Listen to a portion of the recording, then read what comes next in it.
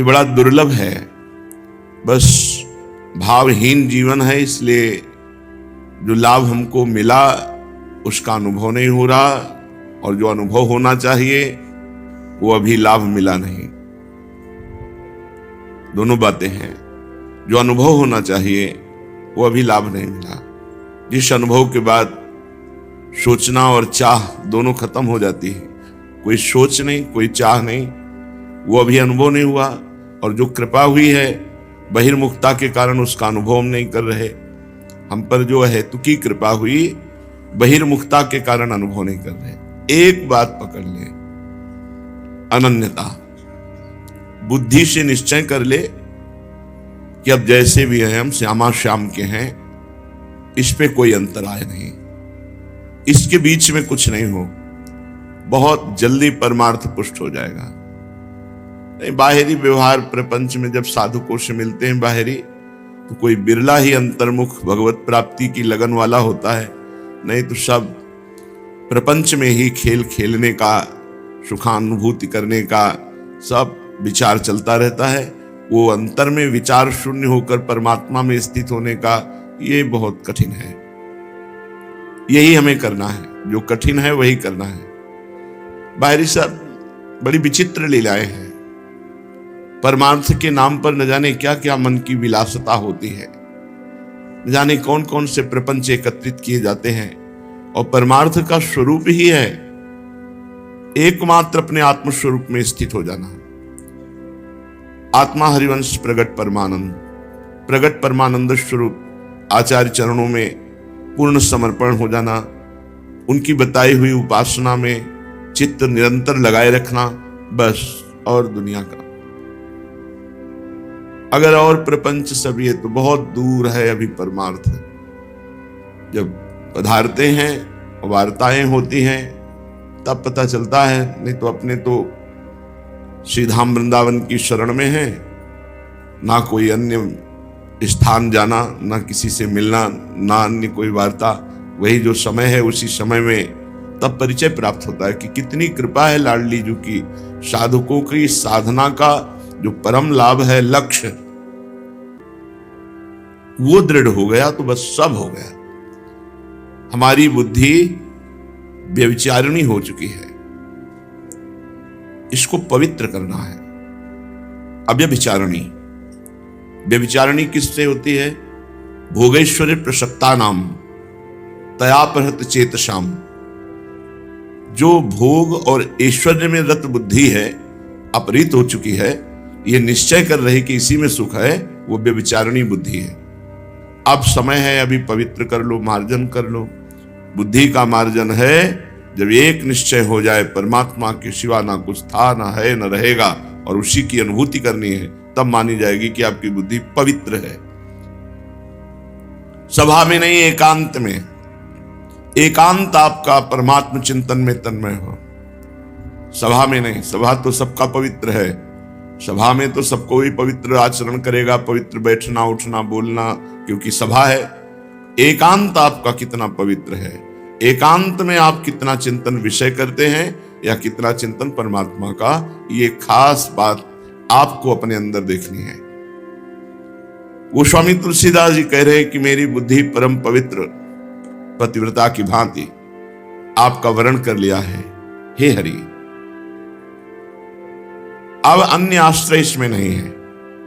ये साधक देखता है कि हमारी बुद्धि अन्य आश्रय लिए है या नहीं लिए, इसे दूसरा कोई प्रमाणित थोड़ी करेगा, आपका हृदय प्रमाणित करेगा। आप खुद प्रमाण हैं कि आपकी बुद्धि विषय अभिलाषा युक्त है या विषय अभिलाषा शून्य है।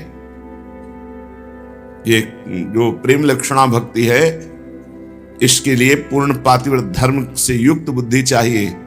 हरि गुरु के चरणों में समर्पित, अन्य आश्रय, अन्य अभिलाषा, अन्य कामना, ये शून्य, बिल्कुल शून्य। कोई कामना नहीं, कोई अभिलाषा नहीं, कोई अन्य आशा नहीं, एकमात्र परमात्मा आशा, परमात्मा अभिलाषा, परमात्मा अनुभूति, बुद्धि शुद्ध। ये शुद्ध बुद्धि का लक्षण है। गोस्वामी जी कह रहे हैं कि प्रभु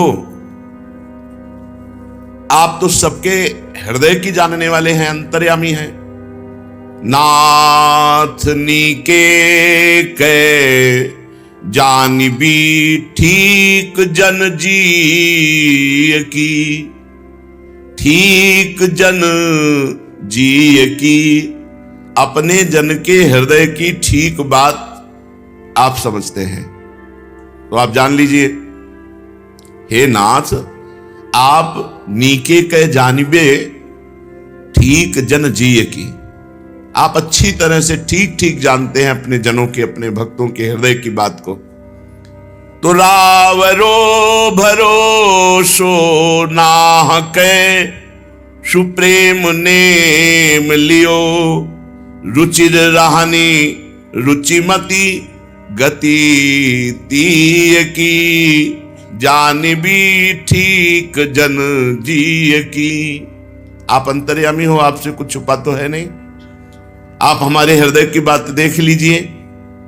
हे नाथ, ये जो मेरी बुद्धि है ये परम पवित्र है, क्योंकि अब ये किसी का वर्ण नहीं कर रही।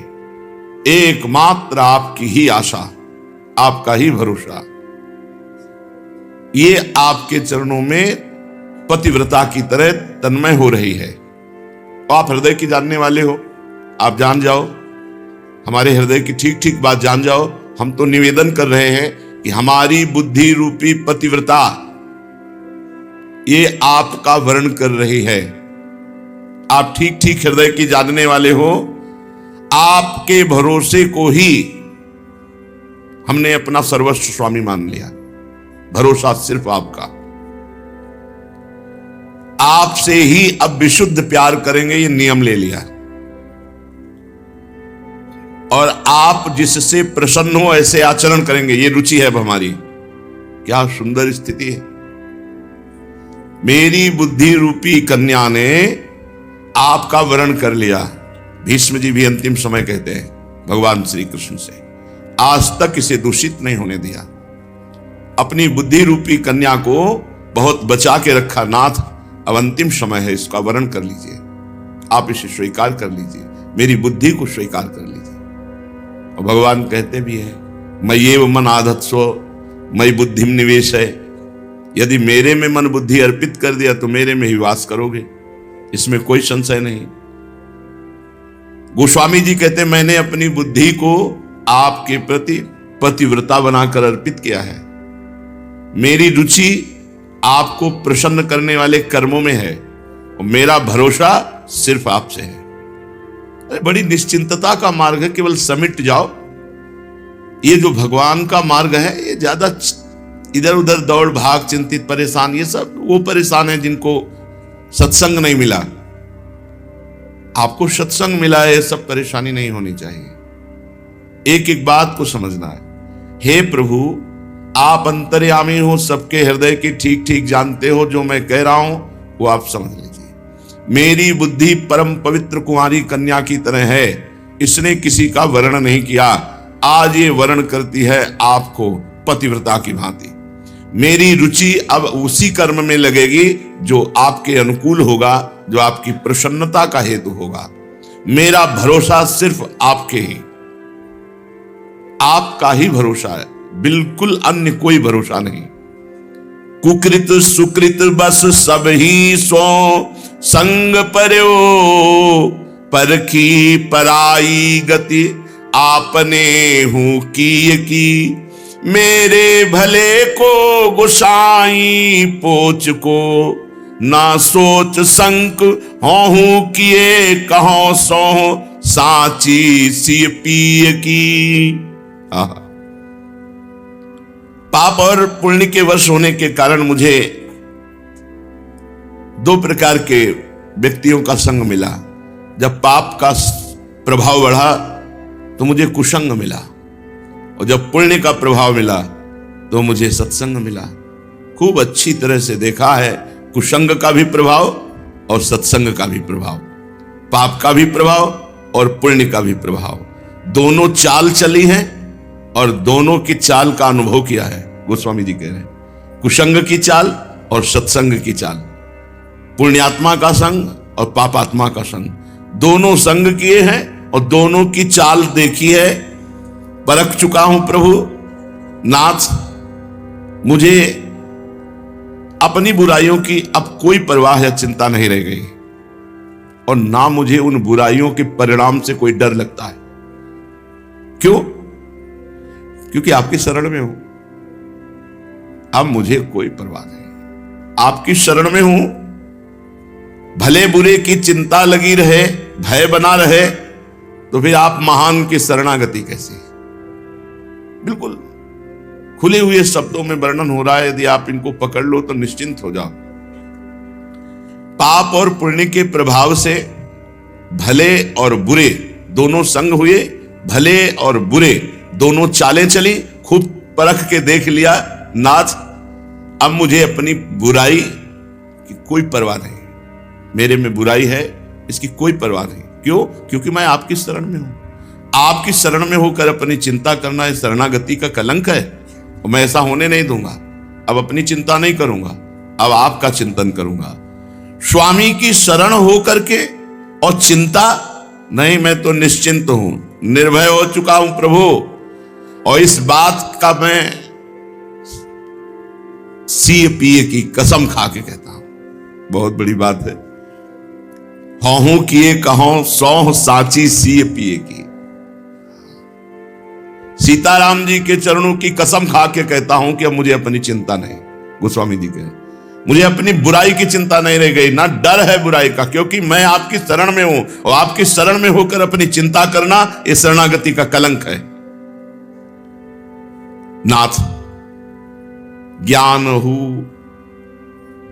गिरा के स्वामी, बाहर अंतर्यामी, यहां क्यों दुरेगी बात मुख की और ही की। तुलसी तिहारो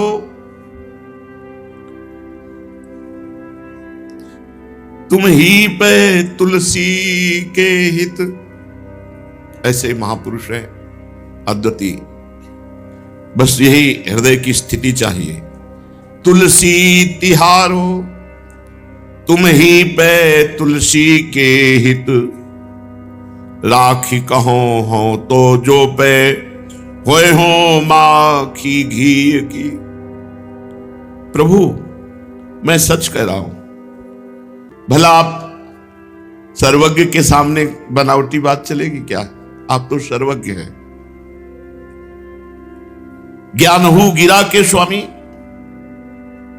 बाहर अंतर्यामी। आप ज्ञान और वाणी की जो स्वामिनी सरस्वती, उनको भी बुद्धि देने वाले हैं। सरस्वती को बुद्धि किसने दी? प्रभु ने। गिरा की स्वामी आप वाणी के, और वाणी की अधिष्ठात्री देवी सरस्वती उनके भी स्वामी हैं, उनको भी ज्ञान देते हैं। तो नाथ, आप बाहर की तो सब जानते हैं, भीतर की भी सब जानते हैं, क्योंकि आप अंतर्यामी हैं। ऐसा नहीं है कि तुलसी मुंह से कुछ और कह रहा है, हृदय से कुछ और हो। तो आप जानते हैं, आप ये बात जानते हैं। आपसे छिप नहीं सकती, आपसे कपट नहीं चल सकता। ये तुलसी आपका है, और हित होगा तुलसी का तो सिर्फ आपसे होगा। इसमें यदि कोई कपट रख करके कह रहा हूं तो घी की माखी की गति पाऊं।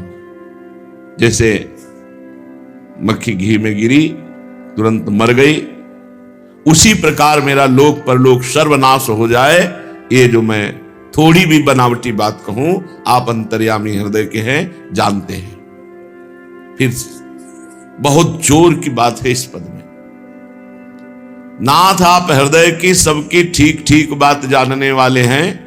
मेरी बुद्धि पवित्र कुमारी कन्या है, और ये पतिव्रता की भांति आपका वर्ण करती है, और भरोसा सिर्फ आपका, और कर्मों में रुचि उसी कर्म में जिससे आपकी अनुकूलता हो, आपकी प्रसन्नता हो।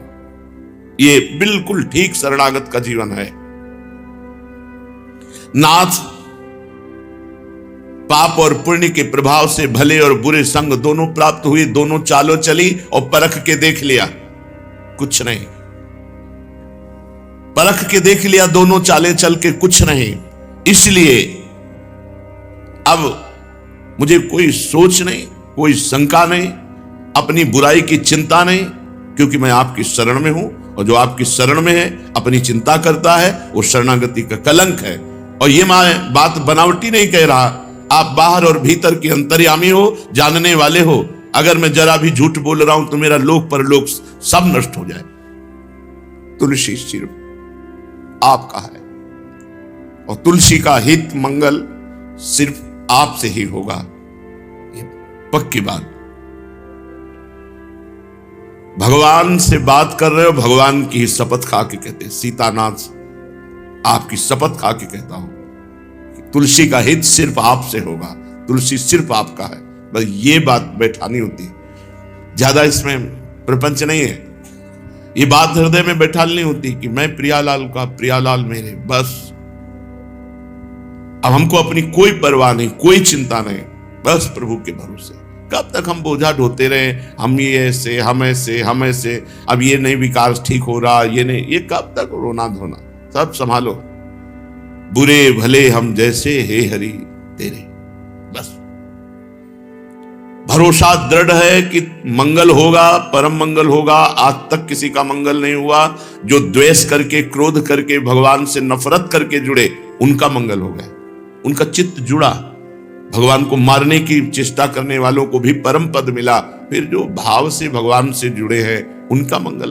अब हमें अपनी परवाह नहीं, अपनी चिंता नहीं। शरणागत को अपनी चिंता नहीं होती, वो निर्भय, निश्चिंत, निशोक होता है अपने आराध्य देव के बल पर। तो श्रीपाद कह रहे हैं कि वृंदाटवी भुवन पावन कीर्ति वृंदा, वृंदार कैर सुलभा यदि भाग्य लब्धा। त्रिभुवन को पावन करने वाली ये वृंदाटवी है। बड़े सुंदर भाग्य वाला पुरुष है जिसको वृंदावन आने को मिला, वृंदावन में बैठ के सत्संग सुनने को मिला। फिर निर्णय हुआ प्रिया प्रीतम की उपासना, फिर हृदय में दृढ़ता आई और वृंदावन वास स्वीकार कर लिया। तो बोले आराधयात्र रसतः साराधया, श्री गोविंद मिंदु चयनिंदि मुखारविंद। कोटि कोटि चंद्रमाओं की भी शोभा को हे कर देने वाले युगल सरकार राधया सह गोविंद और किशोरी जो जहां अद्भुत विलास कर रहे हैं, ऐसे वृंदावन का वास, आश्रय बड़े भाग्यशाली को प्राप्त होता है। वृंदावनम सकल भाग्यवताम वरिष्ठैर लभ्यम सुरभ्यन अनिल पावित सर्वसभ्यम। अनिल वायु, यहां की वायु जिसको स्पर्श कर लिए है वो परम पवित्र हो जाता है। अन्य तीर्थों में तो अवगाहन करे, स्नान करे, अमुक अमुक सिद्धांतों का पालन करे, तब कहीं दीर्घ काल में फल की उत्पत्ति होती है। यहां कह रहे हैं यहां तो वायु स्पर्श करते ही उसके सारे पाप नष्ट हो जाते हैं। और वृंदावन ये कल्पतरु है, यहां जो कामना करोगे और आराधना करोगे तो वो कामना पूर्ण हो जाएगी। ये धाम सबकी कामनाएं पूर्ण करता है, प्रिया प्रीतम की भी। तो अपने तो जीव हैं। तो वृंदावनम सकल भाग्यवताम वरिष्ठई, जितने भाग्यवान अपने को मना रहे हैं, कोई बड़े बड़े पद प्राप्त करके, कोई ऐश्वर्य, कोई अपनी कामनाओं की पूर्ति की, हम बड़े भाग्यशाली, हम बड़े भाग्यशाली। लेकिन श्रीपाद कह रहे कौन भाग्यशाली? बोले वही भाग्यशाली जिसे वृंदावन मिल गया, जिसे धाम का सानिध्य मिला, धाम का वास मिल गया। तो वृंदावनम सकल भाग्यवताम वरिष्ठम, समस्त भाग्यशालियों में श्रेष्ठ भाग्यशाली वही जिसे भगवत धाम मिल गया। क्योंकि यहां की वायु भी स्पर्श करके निष्पाप कर देती है। लोभ्यम परेश रमयोरपि सर्वभावा। रमापति भगवान नारायण भी लोभयो, वो भी लुभायमान है वृंदावन में। वृंदावन की अद्भुत कुंज निकुंज शोभा, वृंदावनाधीश्वर की अद्भुत लीला विलास, ये देखकर वो भी लोभ्यम, लुभायमान है। क्षोभ्यम प्रशांत हृदयेन सदा वसंतु। तो तुम्हारा हृदय इस बात में आनंदित हो जाए कि अब कभी वृंदावन का हम आश्रय, सानिध्य, वास नहीं छोड़ेंगे, क्योंकि रमापति भी जिस वृंदावन की शोभा, सौंदर्य और आनंद के लिए लुभायमान है, जहां की वायु ही परम पवित्र कर देती है, जहां का आश्रय और वास भगवत प्राप्ति करा देता है, ऐसे दुर्लभ वृंदावन का सानिध्य कदापि नहीं छोड़ेंगे। यद्याप्तमिच्छसि महापरमं पुमर्थम नैवाप्तमिच्छसि परिश्रममल्प कंच वृंदावनम झटिति तत्प्रिय याहि याहि माया ही लंबित भयान ही विधि मुख्यान। यदि तुम्हें चारों पुरुषार्थ नहीं चाहिए, धर्म अर्थ काम मोक्ष, तो वृंदावन की इच्छा करो, क्योंकि प्रेम पुरुषार्थ ये वृंदावन प्रदान करता है, पंचम पुरुषार्थ। यहां थोड़ा भी परिश्रम बहुत लाभ देता है। ये जो सेवा में लगे हुए जन हैं रात दिन, ये बड़े सौभाग्यशाली, बस अपने चरित्र को पावन रखें, आचरण को पवित्र रखें, सहजानंद में डूब जाओगे। यहां थोड़ा भी परिश्रम बहुत लाभ देता है। किस बात का परिश्रम? भजन का परिश्रम, भगवत सेवा का परिश्रम। जो हमारी दिनचर्या है, मन नहीं कर रहा लेकिन हमको अपनी दिनचर्या में सम्मिलित होना है, ये जो श्रम है, ये जो तप है, बहुत बड़ा लाभ देगा। धाम है, धाम में कल प्रश्न हुआ कि काशी में मरने पर मोक्ष प्राप्त होता है, तो जो आकर के होटलों पे गंदे आचरण करते हैं, मदिरापान करते हैं और इस तरह व्यवहार करते हैं, फिर मरते हैं, तो उनको भी मोक्ष प्राप्त होता है? नहीं, कदापि नहीं। भूत बनते हैं ऐसे लोग, नीच योनियों को प्राप्त होते हैं।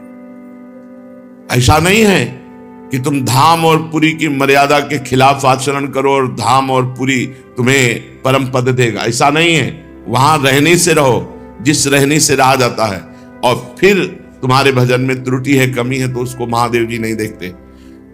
कल चर्चा में कहा कि वहां के मच्छर को तो मिल जाएगा मोक्ष, लेकिन मनुष्य को नहीं मिलेगा। जो मनुष्य पुरी में रह करके, धाम में रह करके मदिरा पान करे, व्यभिचार करने आवे और सोचे हमारा मोक्ष हो जाएगा, मनमानी आचरण करे, तो भूत बनेगा, दुर्गति को प्राप्त होगा। ये अन्य योनियां, नीच योनियों को प्राप्त होकर पहले प्रारब्ध का मार्जन होगा जो तुमने पाप किया है, फिर आगे महादेव जी विचार करेंगे। जो असमर्थ जीव हैं उनके लिए है। तुम विवेकवान होकर मनमानी पापाचरण करो। जैसे उपजाऊ भूमि में अच्छा बीज पड़ जाए तो अच्छा फल देगा, और तो बुरा पड़ जाए तो फिर वो उपजाऊ भूमि है वो उसी तरह बढ़ाएगी। तो तीर्थ का पाप, पुरी का पाप, धाम का पाप, ये सब वज्र की लीक कहा गया है। इस भाव में मत रहना। यहाँ के मनमानी पापाचरण के, होटल बुक कर लिए, खूब गंदे आचरण के, बड़ा हाँ, तो ये जो हिसाब किताब है त्रिभुवन में कहीं तुम नहीं दे पाओगे, इसे भोगना ही पड़ेगा, बहुत बुरी तरह भोगना पड़ेगा।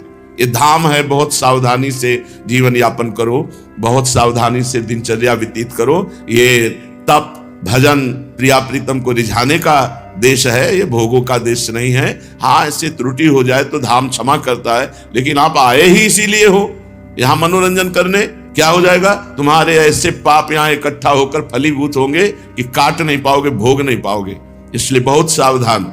जिनको भजन नहीं करना, जिनको प्रभु से मतलब नहीं है, मत आओ धाम। यहाँ के पाप मत करो, पापाचरण मत करो। यहाँ के मदिरा, मांस और व्यभिचार और गंदे आचरण, इधर उधर का सब, ये कूड़ा करकट इतना बढ़ जाएगा कि फिर आग नहीं लगा पाओगे। तो कह रहे हैं यहाँ थोड़ा सा भी परिश्रम भगवत मार्ग का मंगल कर देगा। इसलिए प्रिया प्रीतम बड़े कृपालु, श्री वृंदावन धाम बड़ा कृपालु, इनकी शरण में हो जाओ।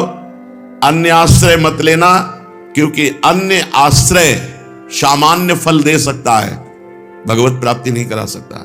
वृंदावन धाम प्रिया प्रीतम का आश्रय ये सीधे भगवत प्राप्ति कराता है। चलते हैं श्रीमद् भागवत महापुराण, प्रसंग चल रहा है। महाराज परम उदार, परम यशस्वी महाभागवत बलि जी महाराज, प्रणाम है, कोटिशा प्रणाम है। ऐसी निष्ठा भक्ति की तो प्रहलाद जी के पौत्र में ही पाई जाएगी, दूसरी जगह मिलना बड़ा कठिन है। भला त्रिभुवन को दान करने वाले महापुरुष को वरुण पास में गरुण जी से बंधवा दिया और बड़े कठोर शब्द भगवान बोल रहे, हे अभिमानी, कहता था 3 पग दान करूंगा, 2 पग में समस्त ब्रह्मांडों को नाप लिया। अब कहां पूरा करेगा 3रा पग? बलि जी ने कहा, प्रभु पहले तो हमारा प्रणाम स्वीकार कीजिए। अभी तक तो दान देने के बाद जब आप नापना शुरू किए तो प्रणाम करने लायक नहीं रखा, आपने बांध के डाल दिया। प्रभु हम कभी मिथ्या नहीं बोले, कभी झूठ नहीं बोले, और आपको गलत भरोसा भी नहीं दिया।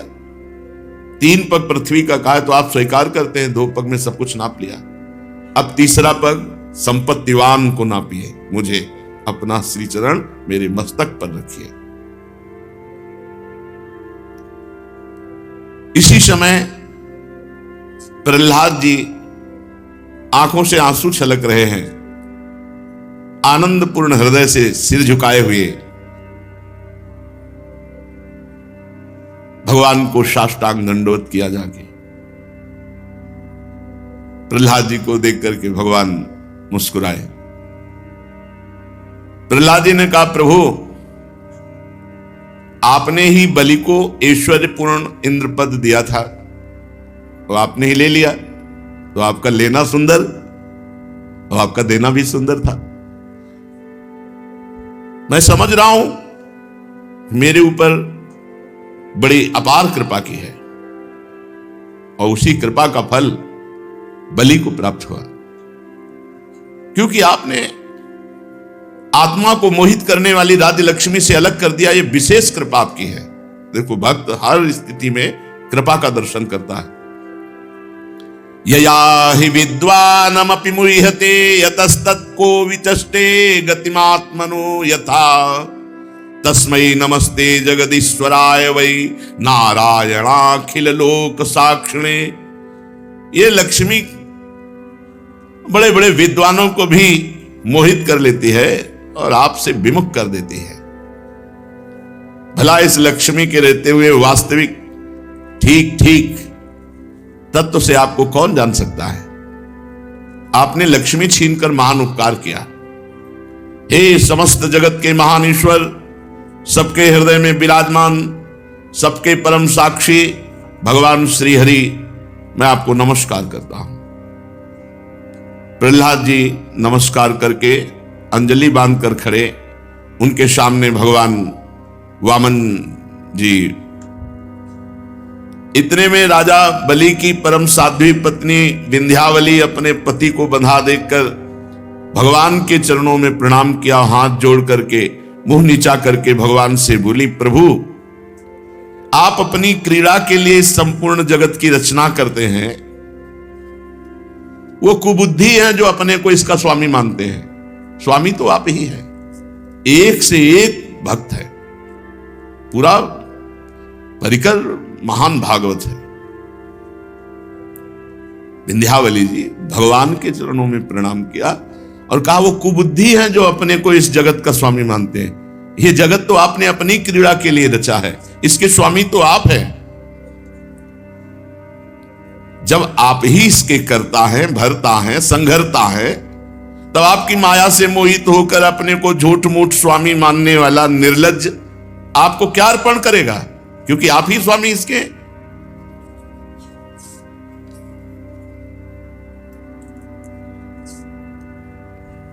संपूर्ण जगत के जीवन दाता, ये आपको क्या अर्पण करे? ये तो निर्लज्ज है। अपने पति के पक्ष में नहीं बोला, जगत पति के पक्ष में बोला विंध्यावली जी ने।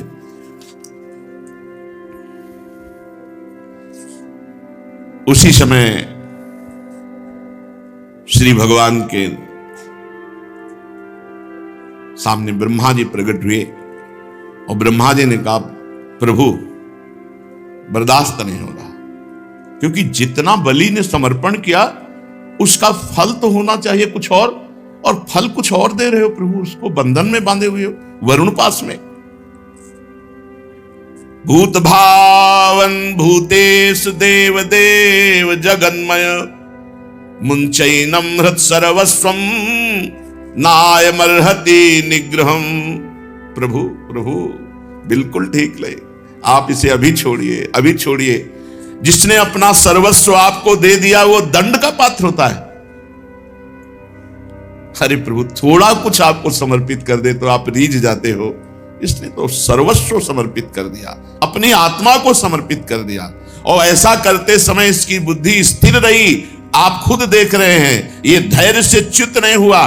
प्रभु, जो मनुष्य सच्चे हृदय से एक अंजुलि जल चढ़ा दे, एक दूब चढ़ा दे, दूर्वा दल चढ़ा दे, तो उसको उत्तम गति प्राप्त होती है। और बलि को बंधन, सर्वस्व दे दिया बंधन, त्रिलोकी का दान करने वाला, ऐसे दुख को कैसे प्राप्त हो सकता है? प्रभु प्रभु, बस भगवान वामन जी मुस्कुरा दिए और कहा कि ब्रह्मन यमनुग्रहणामि तद्दिशो विधुनोम्यहम।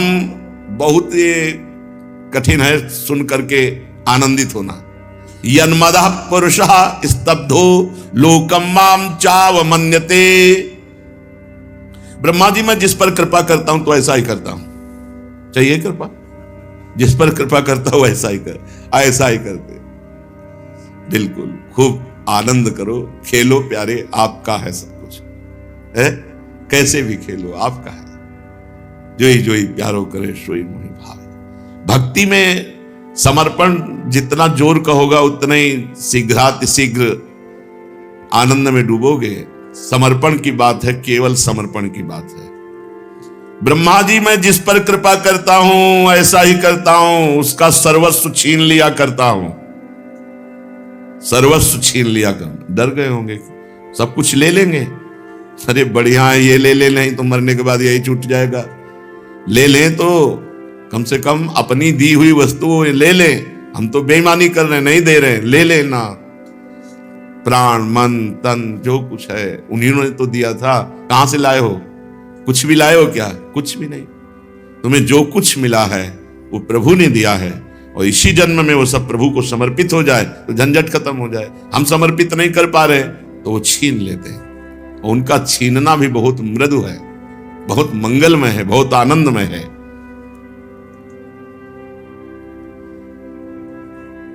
क्योंकि जब धन बढ़ता है तो उसमें उन्माद आता है, धन का अहंकार आता है, और वो मेरे भक्तों का और मेरा तिरस्कार करता है, और वो दुर्गति को प्राप्त होता है।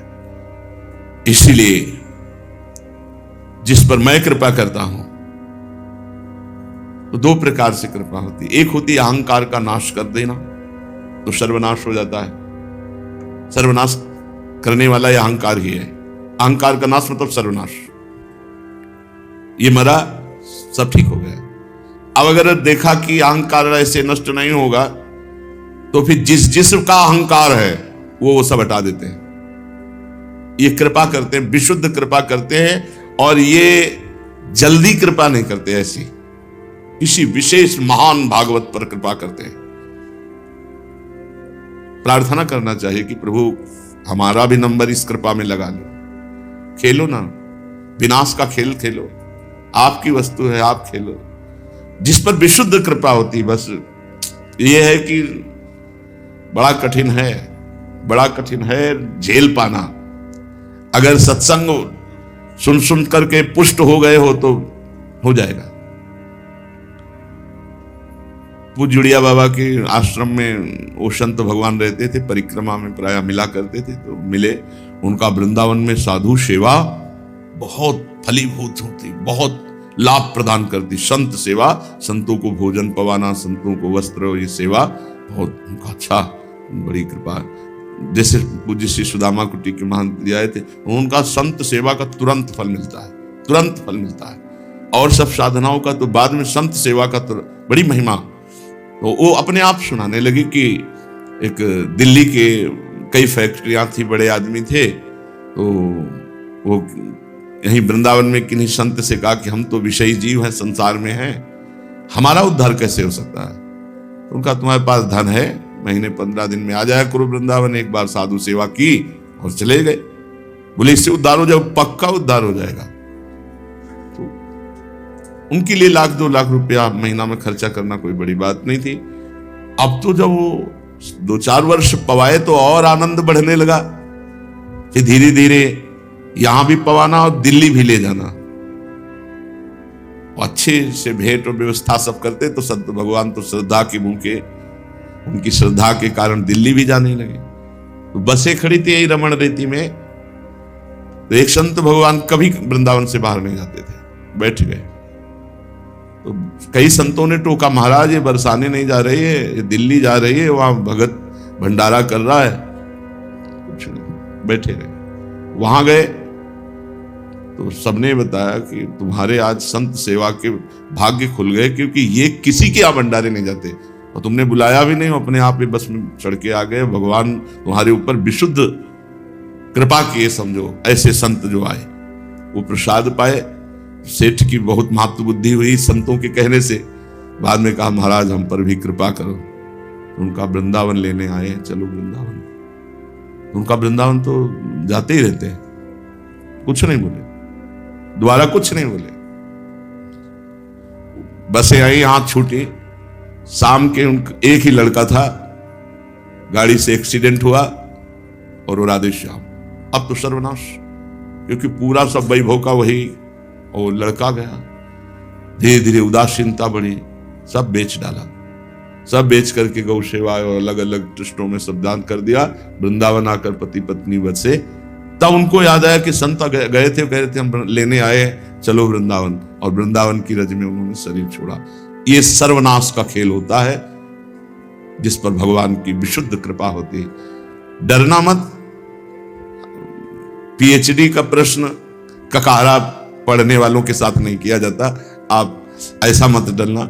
मूरध्वज के चरित्र में पढ़ के देखो, आरा चलवाया, भगवान की विशुद्ध भक्तों की लीला, जिस पर विशुद्ध कृपा करते हैं। ब्रह्मा जी, मैं जिस पर कृपा करता हूं उसका सब कुछ छीन लेता हूं। अरे ये कोई भयावह वाली बात है, सब कुछ छीन लेते हैं। आप अपनी हर कीमती वस्तु लॉकर में रखते हो कि नहीं? बैंक में, सरकारी बैंक में। क्यों? क्योंकि सुरक्षित होती। अरे समझो, घुमा के बोल रहे हैं भगवान, मैं पूरी जिम्मेवारी उसकी ले लेता हूं। एक छोटी छोटी वस्तु की भी सर्वस्व, मैं सर्वस्व पर अपना अधिकार कर लेता हूं।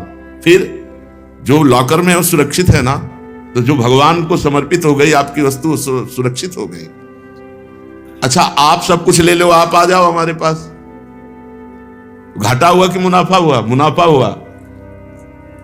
एक आदमी पारसमणि के स्पर्श से किया हुआ सोना लेके चला गया, और एक आदमी पारसमणि मिली, तो महान कौन हुआ? जो पारसमणि, क्योंकि जितना चाहे सोना बना ले। तो जगत बनाने वाला हमारे पक्ष में आ गया, और जगत की माया की कुछ चंद वस्तुएं जो हमारे हिस्से में थी वो उसने ले ली, तो हम घाटे में हुए क्या? अरे भाई डरो मत, नहीं तो सर्वनाश शब्द सुन के डर जाते हैं कि फिर भक्ति कम करो। ऐसा नहीं है। चक्रवर्ती सम्राट अम्बरीश जी की भक्ति सर्वश्रेष्ठ, और कौन सा नाश लीला हुई? क्योंकि अहंकार ही नहीं था। जहां अहंकार है उसको नाश करने के लिए भगवान लीला करते हैं।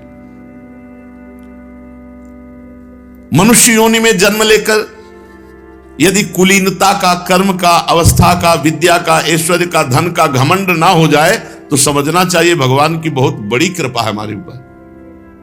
घमंड ना हो जाए, नहीं घमंड तो हो ही जाता है। कुलीनता आदि बहुत से ऐसे कारण हैं जो अभिमान और जड़ता उत्पन्न करके मनुष्य को सच्चे कल्याण से वंचित कर देता है। परंतु जो मेरा शरणागत होता है, मैं इनके अहंकार में फंसने नहीं देता। कितनी कृपा है। वो घुमा के बोल रहे इसलिए समझ में नहीं आ रहा है। इतनी कृपा है, जो हम नहीं बच सकते उससे प्रभु हमें बचा रहे हैं। ये बलि दानव और दैत्य दोनों ही वंशों में अग्रगण्य और उनकी कीर्ति बढ़ाने वाले होगा। इसने आज उस माया पर विजय प्राप्त कर ली जिसे जीतना बड़े बड़े मुनियों के लिए भी कठिन है। देख लो, अब रास्ते खोल रहे हैं। तुम देख रहे हो, हमने इतना दुख दिया पर यह दुख से मोहित नहीं हुआ।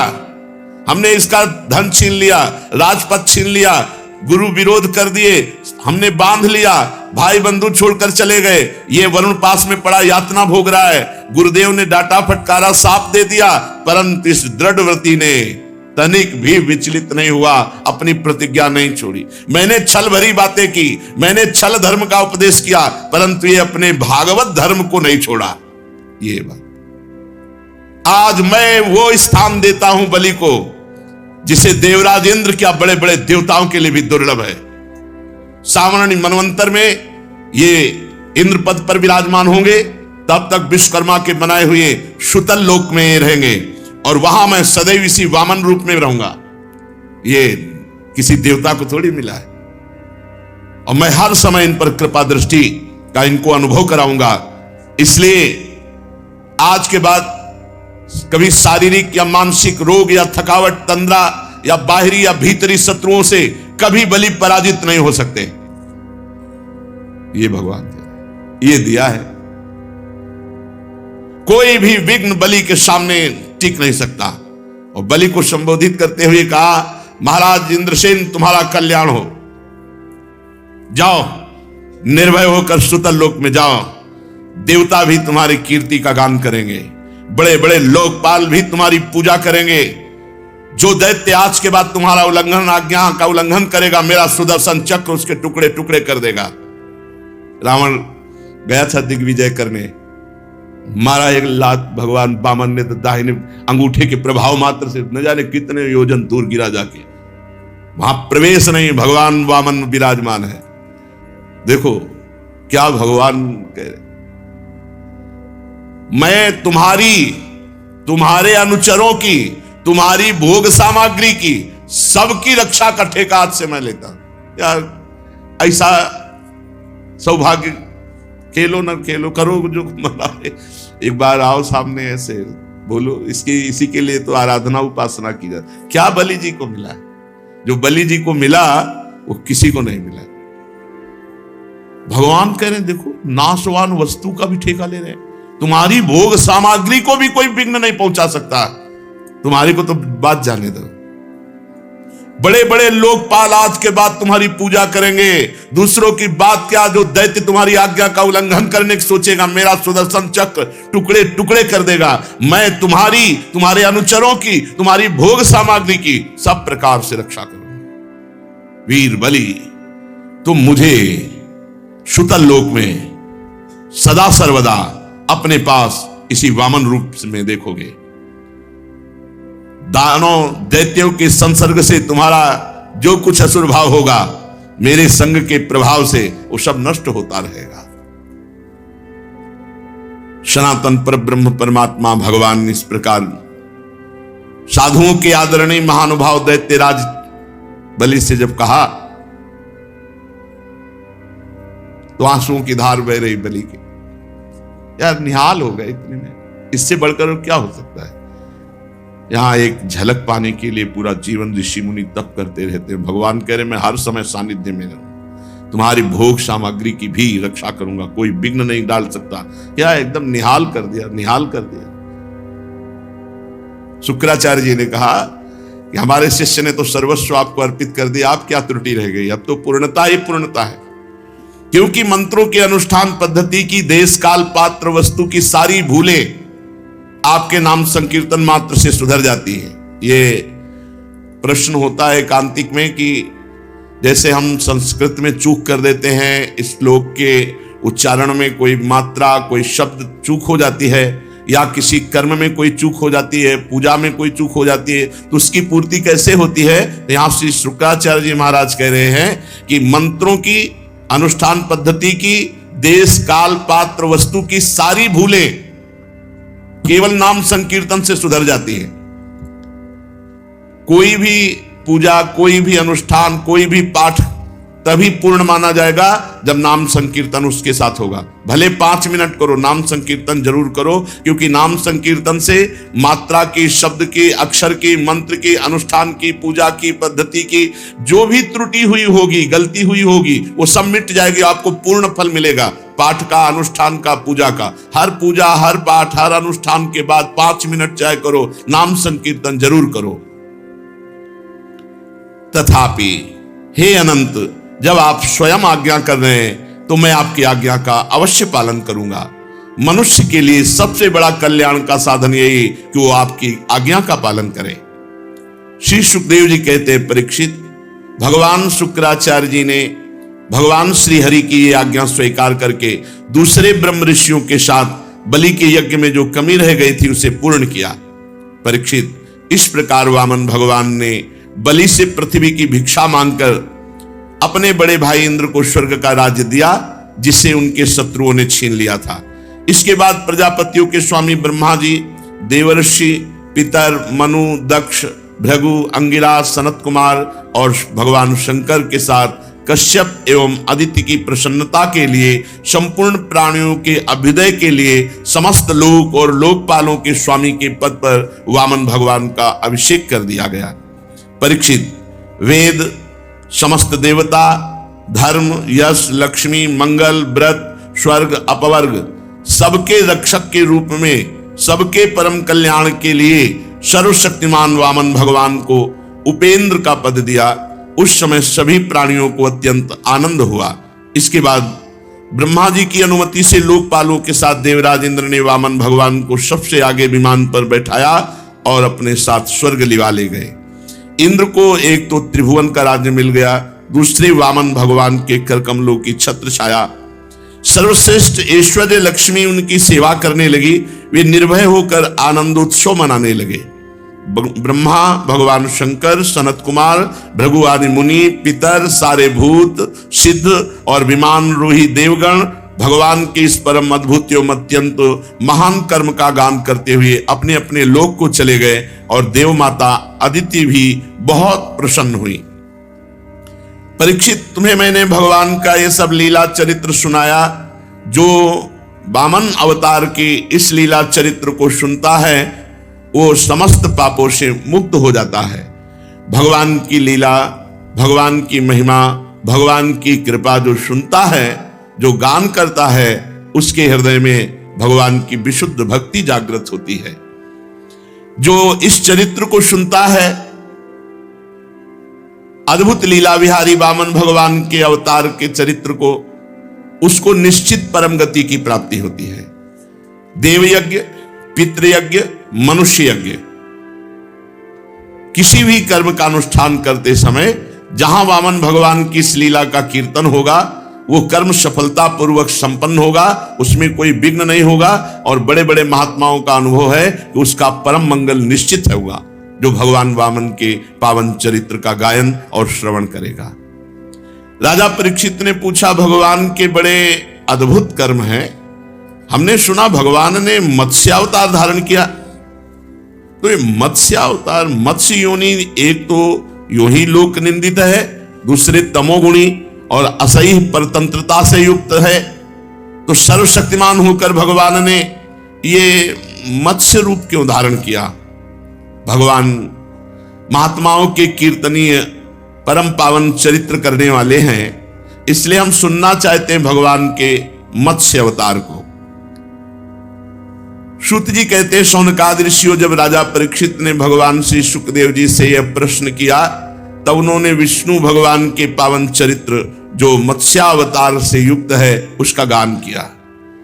श्री सुखदेव जी कहते हैं, परीक्षित, यूं तो भगवान सबके एकमात्र प्रभु हैं, पर वे गौ, ब्रह्म ऋषि, देवता, साधु, वेद, धर्म, अर्थ इनकी रक्षा के लिए जब जहां जैसा अवसर आया वैसा शरीर धारण किया। वे सर्वशक्तिमान प्रभु वायु की तरह नीचे ऊंचे छोटे बड़े सभी प्राणियों में अंतर्यामी रूप से लीला करते रहते हैं, परंतु उन प्राणियों के बुद्धिगत गुणों से वे छोटे बड़े या ऊंचे नीचे नहीं हो जाते, क्योंकि वे समस्त प्राकृत गुणों से रहित निर्गुण हैं। अब सुनो मत्स्यावतार की कथा। पिछले कल्प के अंत में ब्रह्मा जी के सो जाने के कारण ब्राह्म नामक नैमित्तिक प्रलय हुआ था। उस समय भूरलोक आदि सारे लोग समुद्र में डूब गए थे। प्रलय काल आ जाने के कारण ब्रह्मा जी को नींद आ रही थी, वो सोना चाहते थे। उसी समय वेद उनके मुख से निकल पड़े और उनके पास ही रहने वाले हयग्रीव नामक बलि दैत्य ने योग बल से चुरा लिया। सर्वशक्तिमान भगवान श्री हरि ने दानवराज हयग्रीव की चेष्टा जान ली, इसीलिए उनको मत्स्यावतार धारण करना पड़ा। उसी समय सत्यव्रत नाम के बड़े उदार एवं भगवत परायण राजर्षि केवल जल पी करके भगवान का मंत्र जपते हुए तपस्या कर रहे थे। वही सत्यव्रत वर्तमान महाकल्प में विवस्वान सूर्य के पुत्र श्राद्ध देव के नाम से विख्यात हुए और उन्हें भगवान ने वैवस्वत मनु बना दिया। एक दिन राजर्षि कृतमाला नदी के जल में तर्पण कर रहे थे तो उनकी अंजलि में एक छोटी सी मछली आ गई। अंजलि में सत्यव्रत जी ने देखा कि अंजलि में मछली आ गई, तो ऐसे नदी में छोड़ दिया। तो आवाज आई, बड़े करुणामय हो, बड़े दयालु हो राजन सत्यव्रत, और आप जानते हैं कि यहां बड़ी बड़ी मछलियां मुझे खा जाएंगी, मुझे बहुत डर लग रहा है, इसलिए तो मैं आपकी अंजुलि में आई थी और आपने मुझे फिर नदी में छोड़ दिया। अब मैं आपकी शरण में हूं तो आपको रक्षा करनी चाहिए। उनको पता नहीं था कि यह आवाज किनकी है। उन्होंने तुरंत मछली को फिर हाथ में उठा लिया और कहा, निर्भय हो जाओ, अब नदी में नहीं डालेंगे तुम्हें और तुम्हें कोई नहीं खाएगा, डरो मत। सत्यव्रत ने अपने कमंडल में रख लिया मछली को, आश्रम पर ले आए। आश्रम में लाने के बाद रात में ही देखा कि मछली सुरक्षित है कमंडल में। तो आवाज आई, महाराज मैं इस कमंडल में बहुत कष्टपूर्ण हूं, मुझे कोई बड़ा स्थान चाहिए। देखा तो मछली कमंडल में पूरी भरी हुई, इतनी बढ़ गई रात में, कहां सुखपूर्वक रख सकता हूं। सत्यव्रत ने मछली को कमंडल से निकालकर एक बहुत बड़े मटके पे रख दिया। अभी 2 ही घड़ी व्यतीत हुआ, फिर आवाज आई, महाराज मैं इस घड़े पर सुखपूर्वक नहीं रह सकती, देखो ना मैं अब बड़ी हो गई। सत्यव्रत ने देखा कि मटका भी छोटा पड़ रहा है, इतनी मछली बड़ी हो गई, कहां सुखपूर्वक इनको रख सके। और ये बार बार कहते हैं कि मैं तुम्हारी शरण में हूं। सत्यव्रत ने वहां से मछली को उठाकर एक बहुत बड़े सरोवर में डाल दिया। थोड़ी ही देर हुई, आवाज आई, महाराज ये सरोवर बहुत छोटा है, मैं बहुत विशाल का शरीर वाली हूं। देखा तो पूरे सरोवर में मछली पूरा बड़ा बस है। राजा ने कहा, ये अभी इतनी बड़ी तो हमारे हाथ में आई थी, कमंडल छोटा पड़ गया, मटका छोटा पड़ गया, सरोवर। राजन मैं आपकी शरण में हूं, जलचर प्राणी हूं, सरोवर का जल मेरे लिए सुखपूर्वक रहने का स्थान नहीं। अब वो अटूट जल वाले बहुत बड़े सरोवर में ले गए। जे भी छोड़ा ते ही विशाल का स्वरूप फिर, महाराज ये भी छोटा पड़ गया, अब हमारे लिए स्थान खोजो। तो उनका समुद्र ही बचा।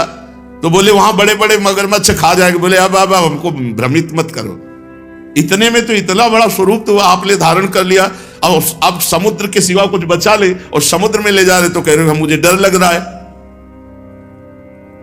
तुम कौन हो मत्स्य का रूप धारण करने वाले, और मुझे क्यों मोहित कर रहे हो। एक दिन में 400 कोस विस्तार का सरोवर घेर लिया। आज तक ऐसी मछली तो हमने देखी नहीं, 400 कोस का। ना मैंने सुना है ना मैंने पढ़ा है कहीं। आप सुना पढ़ा देखे से भी अलग हो कोई, कौन हो आप? आप अनुग्रह करके कृपा करके आप अपना परिचय दीजिए। तब देखा कि श्याम वर्ण भगवान मत्स्य रूप में झलक रहे। ओहो, आप तो साक्षात सर्वशक्तिमान सर्वांतर्यामी अविनाशी श्री हरि हैं मत्स्य रूप में। ये तो परम अनुग्रह किया, जलचर रूप धारण किया। पुरुषोत्तम, आप जगत की उत्पत्ति स्थिति और प्रलय के स्वामी हैं। आपको मैं नमस्कार करता हूं। हम आपके शरणागत भक्त हैं, आपके आश्रित हैं, आपके सभी लीलावतार प्राणियों के अभ्युदय के लिए हैं। पर मैं जानना चाहता हूं कि इस समय प्रभु ने ये मत्स्यावतार क्यों धारण किया है, इसका क्या कारण हो सकता है। एकमात्र पूरे त्रिभुवन में महासागर जल ही केवल होगा और कुछ नहीं, कोई प्रकाश नहीं होगा। केवल ऋषियों की दिव्य ज्योति के सहारे किसी प्रकार की विकलता तुम में नहीं होनी चाहिए, भय नहीं होना चाहिए, संशय नहीं होना चाहिए। तुम नाव पर चढ़कर बैठ जाना, जो ही नाव तुम्हारी डगमगाएगी उसी समय मैं इस रूप में आऊंगा, मत्स्य रूप में, और वासुकी नाग तुम्हारी नाव को हमारे सींग से बांध देंगे। बस जब तक ये प्रलयंकारी रात रहेगी ब्रह्मा जी की, तब तक मैं तुम्हें इसी जल में खींचता हुआ विचरण करता रहूंगा। तुम्हारी नौका डूबेगी नहीं, डरना मत। उस समय जब तुम मेरे से प्रश्न करोगे तो मैं तुम्हें ज्ञान का उपदेश करूंगा। मेरे वास्तविक महिमा परब्रह्म जो मेरा स्वरूप है, उसे जब तुम ठीक ठीक जान जाओगे तो तुम्हें कोई भय नहीं रहेगा, कोई शंका नहीं रहेगी। ऐसा सत्यव्रत को आदेश करके भगवान अंतर्धान हो गए। राजा सत्यव्रत उसी समय से प्रतीक्षा करने लगे भगवान की, और भगवान मत्स्य का चिंतन करने लगे। 7 दिन व्यतीत होने में देर नहीं लगी। उसी समय देखा भयंकर समुद्र अपनी मर्यादा छोड़ करके चारों तरफ से पृथ्वी को डुबोने लगा। सारी पृथ्वी डूब गई, अन्य लोग भी डूब रहे हैं। राजा ने भगवान का स्मरण किया तो देखा नाव आ गई। तब धान्य, अन्य बीज, सप्तऋषियों को लेकर नाव पर बैठ गए, और सप्तऋषियों ने बड़े प्रेम से राजा सत्यव्रत से कहा, राजन भगवान ही बचा सकते हैं, क्योंकि प्रलयंकारी तूफान चल रहा है, इसलिए जल्दी तुम स्मरण करो मत्स्य भगवान का। जे ही ध्यान किया तो जैसे स्वर्ण का पहाड़ ऐसे देदीप्यमान कांति शरीर की भगवान मत्स्य वहां पधारे, और वासुकीनाग भगवान की प्रेरणा से आकर के नौका, और भगवान की एक सींग था मत्स्य भगवान, उसमें ऐसे सत्यव्रत प्रसन्न होकर भगवान की स्तुति की कि हे प्रभु, संसार के जीवों का आत्मज्ञान अनादि अविद्या से ढक गया है, इसी कारण वे संसार के अनेकानेक क्लेशों के भार से पीड़ित हो रहे हैं। देखो ये आएगा, विनाशकारी प्रलय आएगा, समय समय पर सब होता है। उनके लिए तो मत्स्य भगवान आ गए, नौका आ गई, कह रहे थे सब खान पान की सामग्री, और सप्तऋषि अपने लिए जुगाड़ नहीं है, इसलिए भजन करके पहले ही भगवान को प्राप्त हो जाओ। बहुत ये संसार बड़ा भयावह है, बड़ा दुखद है, बहुत दुखद है। किस समय कब कौन सी, जरा सा पृथ्वी हिली कि पूरे प्रांत के प्रांत नष्ट हो जाते हैं। जरा सा जल अपने शासन से ऊपर उठा कि प्रांत के प्रांत को डुबो देता है। इसलिए मृत्यु के पहले भगवत प्राप्ति कर लो, खूब नाम जप कर लो। महाराज सत्यव्रत ने मत्स्य भगवान का स्तवन किया। मत्स्य रूपधारी पुरुषोत्तम भगवान ने प्रलय के समुद्र में विहार करते हुए उन्हें अपने आत्म तत्व का ज्ञान कराया। जे भी राजर्षि सत्यव्रत को ब्रह्मबोध हुआ, कृतकृत्य हो गए। ये अपने स्वरूप का बोध होते ही कृतकृत्य हो जाते। जो उपदेश किया मत्स्य भगवान ने, उसे मत्स्य पुराण कहते हैं। सत्यव्रत ने ऋषियों के साथ नाव में बैठे हुए सनातन ब्रह्म स्वरूप आत्म तत्व का बोध प्राप्त किया। और जब ब्रह्मा जी की नींद टूटी, तब भगवान ने हयग्रीव असुर को मारकर उससे वेद छीनकर ब्रह्मा जी को दिए। भगवान की कृपा से राजा सत्यव्रत ज्ञान विज्ञान से संयुक्त होकर इस कल्प में वैवस्वत मन हुए। अपनी योग माया से मत्स्य रूप धारण करने वाले भगवान और राजर्षि सत्यव्रत का ये जो श्रेष्ठ संवाद सुनेगा, वो समस्त दोषों से मुक्त हो जाएगा। जो भगवान के मत्स्यावतार का प्रतिदिन कीर्तन करेगा, वो संकल्प सिद्ध हो जाएगा और उसे परम गति की प्राप्ति होगी। प्रलयकालीन समुद्र में जब ब्रह्मा जी सो गए तो उनकी सृष्टि शक्ति लुप्त हो चुकी थी। उस समय उनके मुख से निकली हुई श्रुतियों को चुराकर हयग्रीव दैत्य पाताल ले गया था। भगवान ने वे श्रुतियां ब्रह्मा जी को लौटा दी एवं सप्तऋषि और सत्यव्रत को ब्रह्म तत्व का उपदेश किया। समस्त जगत के परम कल्याण में लीला मत्स्यावतार भगवान को नमस्कार है। अभी इतने दिनों में एक खंड श्रीमद् भागवत का पूरा हुआ।